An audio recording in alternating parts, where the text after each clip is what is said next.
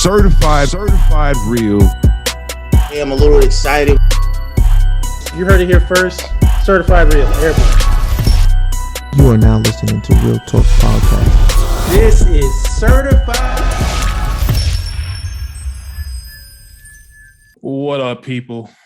We back again with another episode of Real Talk Podcast. We got the usual suspects in the building. You got myself, Terrell, we got X, and we got Nisha.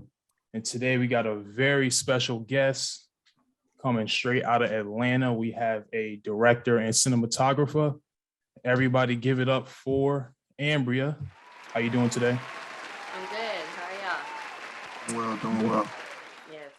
Doing very good. So first off, so what's going on with you right now? What are your current projects you're working on, or more, most recent projects that you've worked on? Okay, cool. So right now I'm actually shooting on America's Got Talent. So that's like my current day to day. Today's my off day. So yeah, normally, what time is it?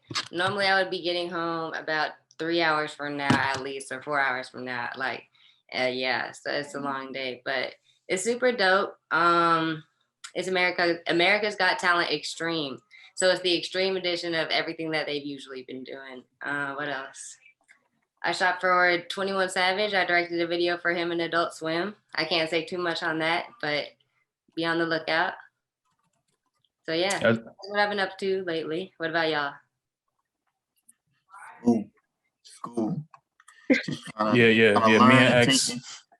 I learn and take in as much as possible, get as much experience as possible, jumping on every opportunity that's presented at the school, outside of the school. Just trying to learn, trying to get up to that level that you at right now. Okay. No, that's all you need to do. Stay consistent. That's the name of the game. I feel like consistency, dedication, and just always perfecting the skill. Truly. Just out of curiosity, how did you get that gig for America's Got Talent? Did you get connected through someone else, or how did you get that opportunity? I would say your network is your net worth. So yeah, for the most part in film, and I feel like anything dealing with film, it is who you know. So yeah, I was connected. But to finish up and to actually achieve landing a job like that, your resume means a lot too, as well as like your reel. You need to have that together just in case they ask, and your recommendations. Even if you don't have anything official, you need someone that they can call that's going to vouch for you and your skills. And if you have those things, then I think you're good to go. What were some of the first couple of projects that you made to build up your reel? What did you start out with, music videos, or did you do short films? What was that like? Okay, so I had a lot of artists around me when I was in college. So, and not just that, I did social media management for this small record label. It's an independent label. And it allowed me to come across a lot of artists, do a lot of photos, videos, just quick, promotional type stuff. And then I realized I really wanted to direct. So I was like, how do I get into directing? How do I start to merge into that lane? And I just started incorporating stories into every single music video. So yeah. So you were in school for media production or film? No, I was about to be a journalist of photographer, all that. So I was about to be a journalist. And then the company I was working for, I had the chance to go and shoot BTS stuff for Tory Lanez. So I left school for 2 or 3 weeks, and then right after that, I got flown out to South by Southwest. I was there for a week. And I feel like I had a couple opportunities after that just dealt with people just wanting to hire me to go just shoot stuff. So that led me away from school. And I was like, okay, let me follow my path. I know you I know you said networking is really big, and I know networking is important to the field. We hear that all the time, just about anybody that comes on the show. They say networking, who you know. But I know a lot of people, that also depends on where you are, right? So right now Atlanta is really, really big, and like you said, music. So you kind of took a music route to get you over to that side where you tell your stories. I'm a little bit familiar because I did the same thing down in Tampa with a couple of music artists out there. And I know there is a vast difference when it comes to shooting a music video and then shooting actual stories and telling a film, short films, whatever. So I wanted to know what kind of content do you prefer to create? Because I know you said you started making stories with your music videos. Is your goal, do you want to do movies and films like that, or do you enjoy doing the music videos? I enjoy both, but 100% my plan is to be a movie director. So yes, and TV shows, of course. But Okay. I'll always, not probably. I feel like I'll always continue to do music videos. I'm a music head. I love music. I love all genres. I listen to literally everything. Like if I put my phone on shuffle, it's not for everybody. So yeah, I'll probably always do both. But the final goal is directing movies. What genre though? What genre? What genre? What's my favorite? Yeah. Alternative R&B. Okay. What do y'all I think? read that I read a little bit about that with your music. Listen to one of the songs, which I think it was a pretty dope song. I was telling that before we started One of my filming. songs? Yeah. What? That's crazy. Okay. Which one? You guys tell me. Let me know. I'm not sure the name of the song. Okay. I honestly couldn't remember the name of the song. I apologize about that. But I think it's on the website. It was on the website. And I did think it was a dope song. And I found it interesting because you had called it millennial 90s type music. And it does have that feel where you have that, because I'm a millennial also, and you have that in between to where you have that 90s R&B and rap, and then that 2010s like Nelly and all that stuff, before we get into that what we have now, which is like the mumble rap type thing. So I was very interested, and I thought it was a dope show. A dope song. Thank you. I appreciate that. Do you ever see yourself getting back into music at all, like for a side hustle, or is that something that was just for fun? Yeah, like I said, I'm a music head, so like I write sometimes, and like, yeah, I could see it in the future, but I want to be, I'm very focused on my goal right now, so I try not to let too many things distract me. Like I like music, but the goal, so. Makes sense. Yeah, once I achieve that, yeah, I'll probably make everything, honestly. So I'm a big horror fan. Okay. Right, and we was doing some. I was doing some research, and I saw that you was a DP on a horror film. Yeah. I wanted to ask. It was called Walton Family Cabin.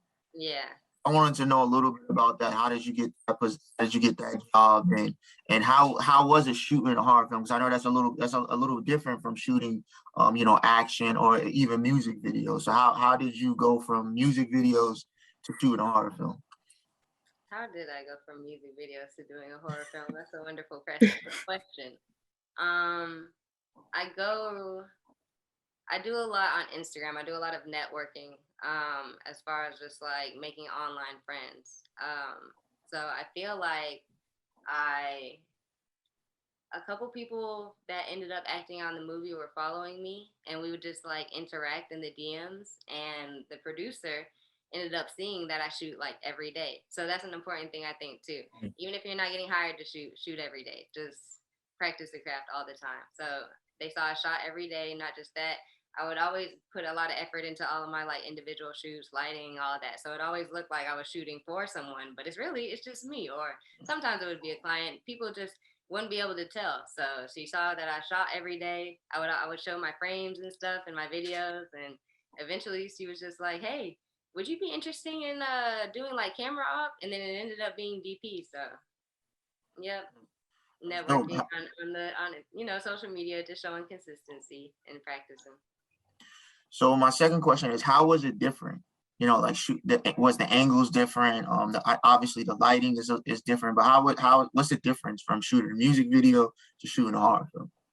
Yeah, I would say, like you said, angles, playing off of a lot of foreground stuff, just learning what shots incorporate the feeling, like, just being nervous, or the just the overall idea from, like I said, the producer.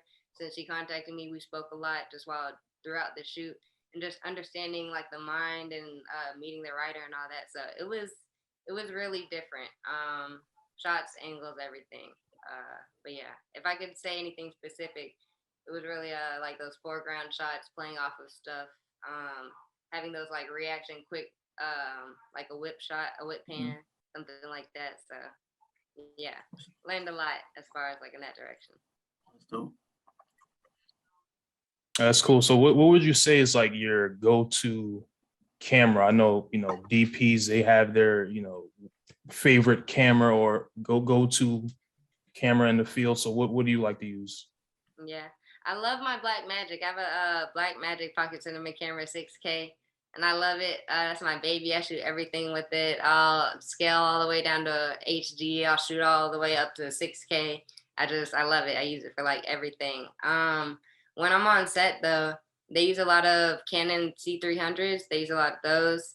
And right now I'm using the Red Scarlet as my like day-to-day camera for AGT. So I like those as well.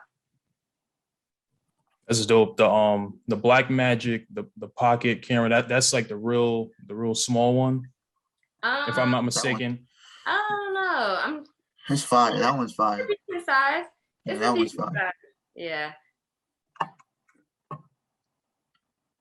Yeah. It's in my living room. I could go grab it, but I would have to like.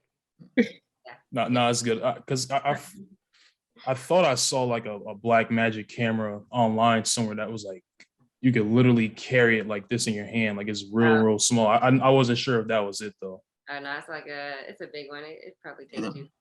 It's a little bit bigger than the regular DSLRs. Okay. Yeah. I know that the Black Magic shoot in straight raw. Mm. So do you do some editing and stuff like that also? Yeah, I love editing. My most serious projects, I edit all of them, except for this 21 Savage shoot. So whenever this airs, shout out to the editors. I appreciate y'all. They did amazing on the coloring, cuts, everything. So and it was a 24-hour turnaround. So shout out to them. Yeah, that's dope. That's dope. So I, like I said, doing my research, I saw that you've done some reality TV. So I wanted to, to dive into that and get your thoughts on how is the reality TV? Is it really different from music videos and then shooting actual films? What's your take on that? Yeah, I would say it's extremely different. We're going from capturing like just even the personalities of true actors and the characters that I've been shooting for reality TV. Another show I work on right now is My Celebrity Dream Wedding. So I just see a lot of fake drama, and it's interesting. I'm not a fan. I'm not a fan of it too much, but it's different. For the personalities, actors, I feel like they're always in a new character, especially when we're on set, or they're always like hopping back into their character or randomly bursting out in lines and fully random emotions and expressions, and you're just like, you just have to understand this is practicing. But on reality TV, they don't really do that. It's just random drama. It's like, hey, go in and pretend like this. We need to act like we have 10 minutes left. Somebody spill some water on the floor right now. Y'all get down there, and it's just, yeah, it's different. It's different. It's truly controlled a lot by the producers. So fake drama, fake entertainment. People like it though. It's cool. I always say that something I won't do is reality TV. I just can't. I just think the representation is not there for me a lot of times with reality TV. I'm not a big fan, like you said, of reality TV because I know. I got a question for you. Saying that, because that's a statement, you know what I'm saying, going into a field, and it's like with opportunities and all that, and learning how to grow in latitude and longitude, and when and where. So like, what is your plan? Do you want to be a director? Do you want to be a DP, a camera op? Like, where do you see yourself in the field? So I want to direct and produce. I think and I already know like my personality, my attitude is I wouldn't say burn a lot of bridges, but I think it's gonna take a while for me to get in because I want to pick that right job. I just don't want to jump from opportunity to opportunity. I want to build a resume, a piece of work that I can really stand behind. And like I said, I really want to be in horror. So once I'm able to graduate from out of here, I'm jumping straight into as much horror as possible. I think there's enough work out there and enough people creating and creating opportunities to where I think I could stay away from reality TV. But of course, if that's all that I'm getting, then I have to bite that bullet. I feel you. So your plan is to go straight union right after college? as soon as possible. Okay. And then I want to teach to support my habits. So Okay. I feel it. See, I don't know if y'all know, but I'm indie. I'm thinking about getting in the union. mhm, Interesting. mhm. Yep. But I stay consistent. Just being indie and stuff. So I take the reality. I don't mind. Me personally, I want to see everything from every angle. Not every angle, but a lot of angles, so I can have like a well-rounded, just idea of everything. Speaking of indie, tell us about Black Phoenix Films. How did you start that? How did you, That's my next question. yeah. Okay. Yeah. All right, so Black Phoenix Films, that is my team. That is my production company. Shout out to everybody on the team, on the gang. I love y'all. Literally everything I do deals with either one or two or more people dealing with the production team. How it came about, my cousin, he is a professional, what is it called? It's a key grip. So he's Mhm. a key grip and he does lighting on sets. He's done it for movies. The real life Lady and the Tramp Disney movies when he did some show called I don't want to mess up his credits, but he's done some serious stuff. So my cousin, he just graduated college in I want to say 16 or 17, and that's when I was truly starting to take just the camera serious. I was like, all right, I want to direct seriously. Let's do these music videos. So I started getting jobs. People started seeing I'm pretty good at what I do. Started getting hired. So my cousin and I, his name is John, started working on different projects. I got to the point of meeting my business partner. His name is Marquise Barnes. Shout out to Marquise. I appreciate Marquise. We have the same birthday. That's my twin. That's just my brother. But I met Marquise. This was like 2017, 2018. So a couple years after John and I started, Marquise and I were like both here. We were both just at that point where we were about to upgrade from DSLRs to getting a cinema camera, and we had the same ability. It was just a perfect partnership. So we went ahead and partnered up. John told John, we need to do something serious. Let's create a team. So we started looking at the people around us and everybody that was really good. It was like, what are y'all trying to do? Let's start tackling all these projects together. So tackled all the projects together. Team started going from just me and John to me, John, Marquise, and two other people to three other people, four other people to one of my biggest gigs was the first biggest thing I directed was Life Jennings. So the Life Jennings gig ended up having like 7 crew members for that, 7 or 8. It was a small production, but we got it done. We had a whole bunch of cast and like additional people, but like from my team still that exists today, we had like 7. And then after that, we did a gig for Coil Ray the next year.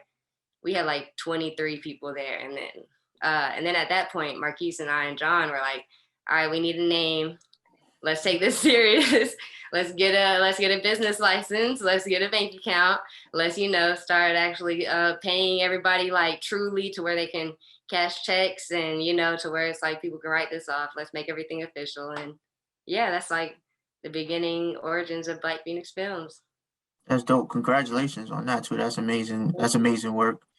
But I just want to ask the business aspect of things, right? Because we all have dreams where we want to start a production company, and not they don't always I know for a fact in the schools that I went to, they don't teach you how to start a production company. So where did you go? Where did you start looking at to get that information so you could be successful and put your best foot forward? The people around me. So Marquise and I, have you ever heard of a director named Director Cricket from Atlanta? Okay, so Director Cricket, he's done a lot of video. He's done a lot of big video. He's just worked with, I can't even name, but like K Camp, Lil Baby.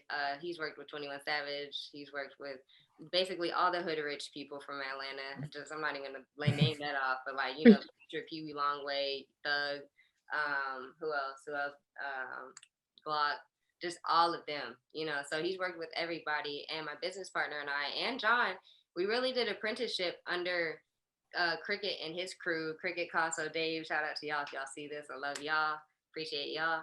And we did like apprenticeship under his crew for like a year and a half, 2 years. And Yeah. But my bad. Remind me of the question. I got a little lost in the answer.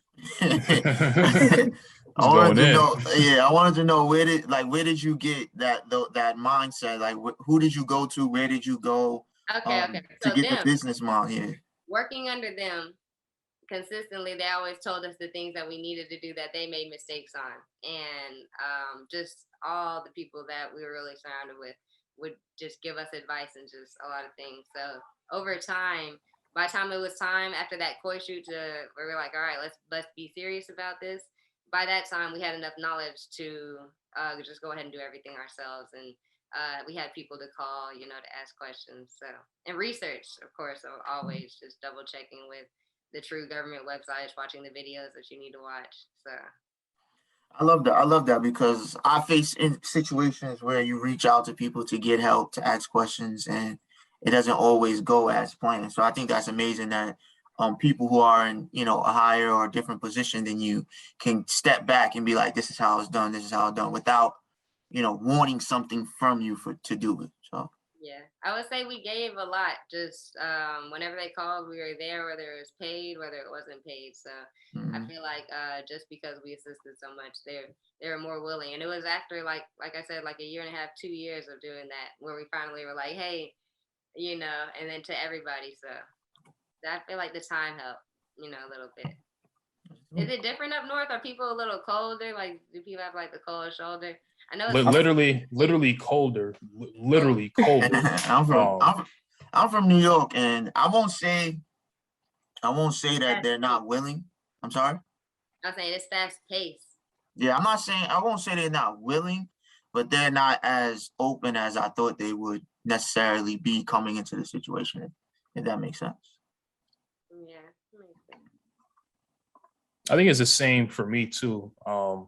I'm from Jersey, and when it comes to collabing with people, like I got lucky when I was doing my undergraduate degree.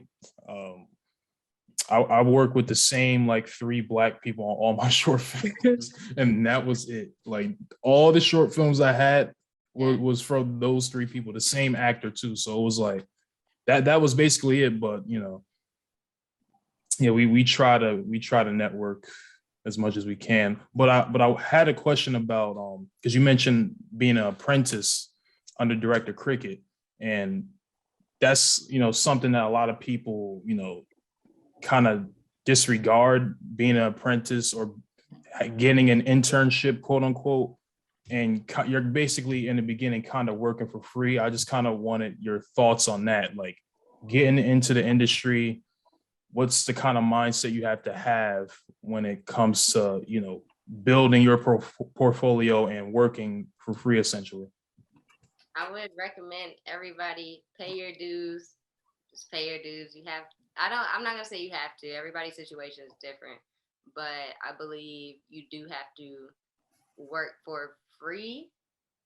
I'm saying that like this for free at the beginning, but you have to establish yourself. You got to show people at first with the content that I can do it, and you need somebody to shoot. Who are you gonna shoot? You know what I mean? So you might as well take a couple of gigs where people need something. So it's at least clients that are going to keep talking instead of friends that you're having to ask favors for. It's people that already want something that are going to, like I said, keep talking about you. You want the network to go ahead and start.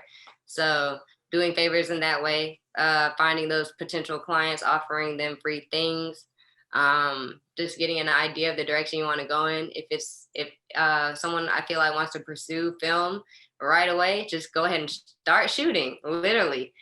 Whether it's 5 minutes, 30 seconds, whatever, start shooting, go ahead and start your skits and start. Just Instagram is not Instagram, social media in general, all social media platforms, reach out in the DMs.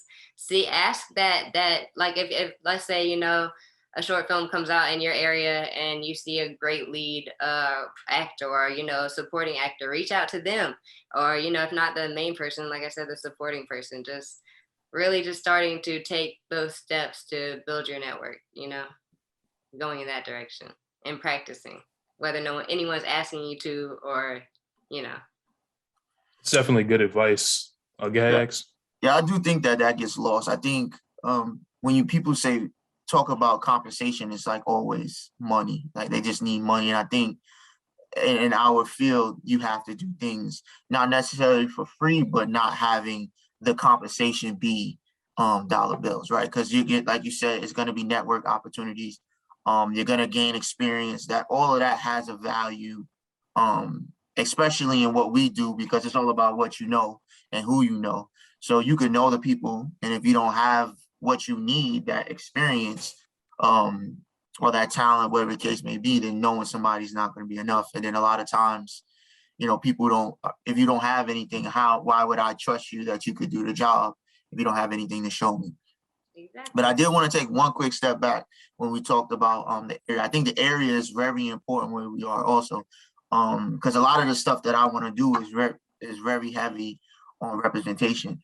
And the area that we're in as of right now, like Boston, for example, is not a lot of people that look like us to get on those projects with us. So I think there's an extra challenge compared to if we're in Florida or Atlanta, for example, and stuff like that, where you do see a lot more people that look like us doing the job.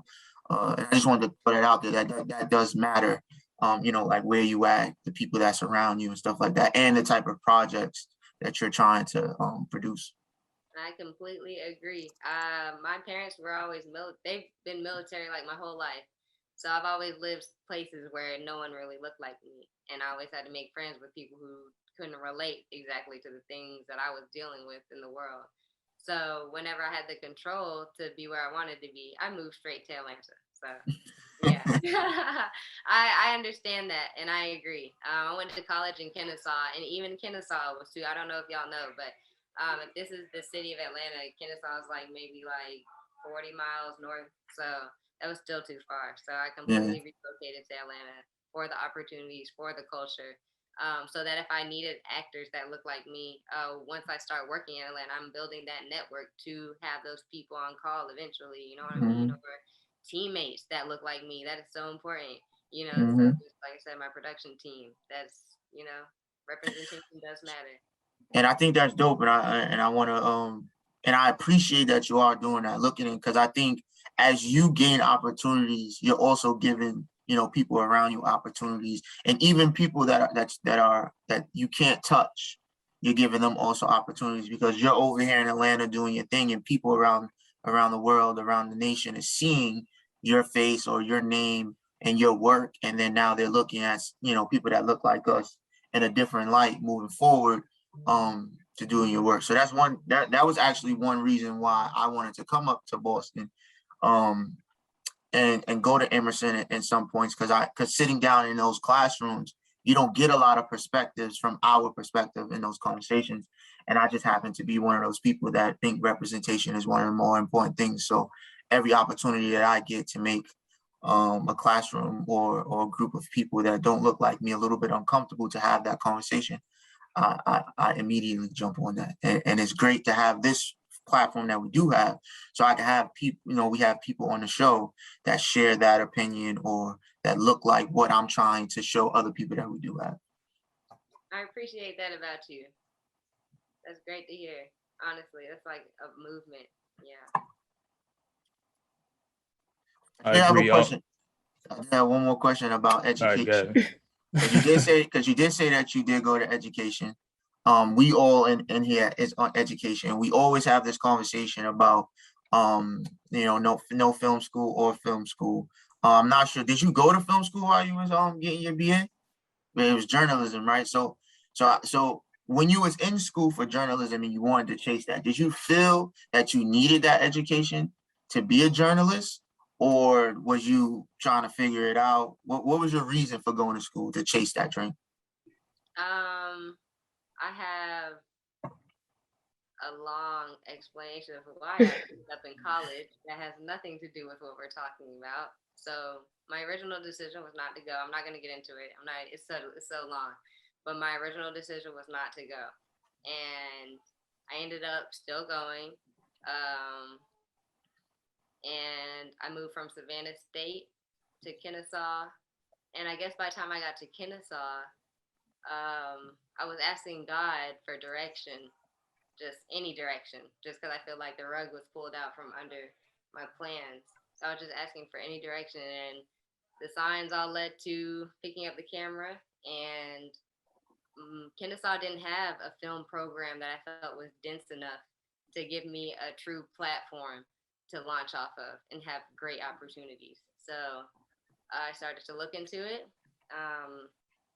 And there were film schools, but I was a senior with 6 credits left at this point.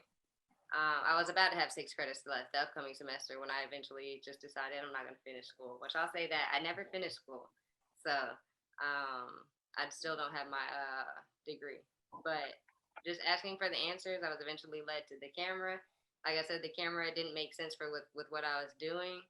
And doing the research, I saw that a lot of directors didn't go to school. Not, just like a lot of people that I like didn't go to school. They didn't go to school for it once I did the research, but a lot of people did go to school. And really, it just told me right there, my situation, I'm not in a good position to restart as a freshman.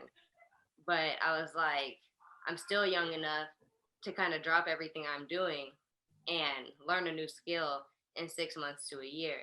So I was in the position to where I could just basically kind of finish out my last semester of school before I had my final semester. And while I was finishing that out, I just learned as much camera stuff as possible. And I felt like I learned enough to leave school. And that's when I decided I'm not going to go to film school. I'm just going to go all the way. Like I said, I talked to God a lot about it. And I was just led to, go all the way in, dive head first, don't look back. No questions. Don't ask anybody else. It only refers to me. That's what I felt like God was telling me, and just go. And I did. That's dope. Congratulations on that. That's a success story right there, for real. Thank you. Appreciate you for sharing that, because we get a lot of people in general, like that I meet, and we've interviewed a lot of different people on the show. They all have different perspectives and different stories. Some people will say, oh, you need to go to film school to do yada yada yada yada whatever, or you have someone else who's the complete opposite. No, don't go. They taking your money, or whatever whatever the story is behind that. So I just appreciate you just kind of unfolding that for our viewers, because we got a lot of viewers that either they're interested in filmmaking, or they already are filmmakers. So it's pretty cool to have both sides of the perspectives. Thank you. I will say, from the day I started, I've literally had the camera in my hand every single day. Out of 7 days, or out of like 30 days in a month, truly 28. So I feel like that's why I've gotten as far as I have. And it's been like that every single day since I picked it up. So yeah. And I edit like at least every 2 days. So yeah. I really love what I do. Thank you. Is there any advice that you wish somebody had given you that you had to learn the hard way? What did I learn the hard way? I feel like life is a series of of ups and downs, So the hard way is gonna come regardless. I'm really trying to rack my brain with this one.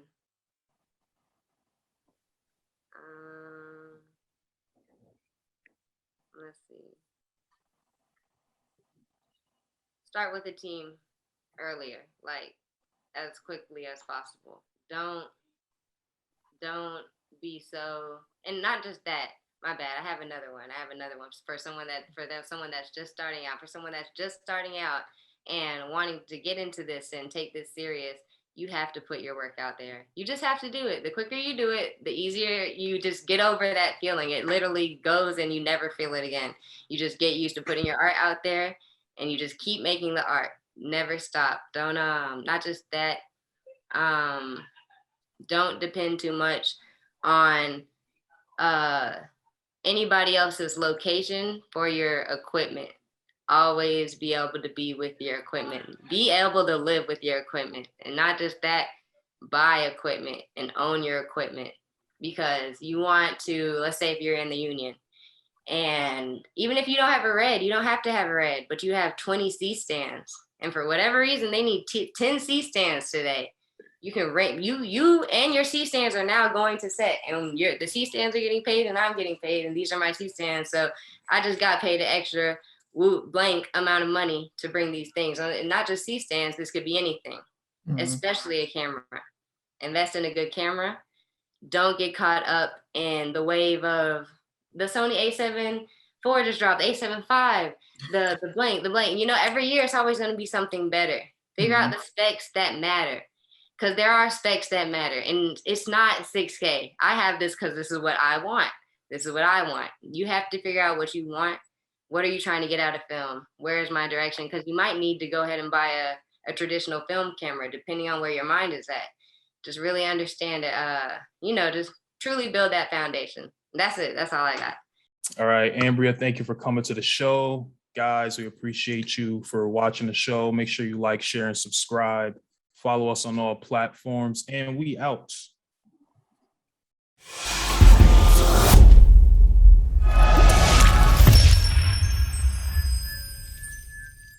Certified real.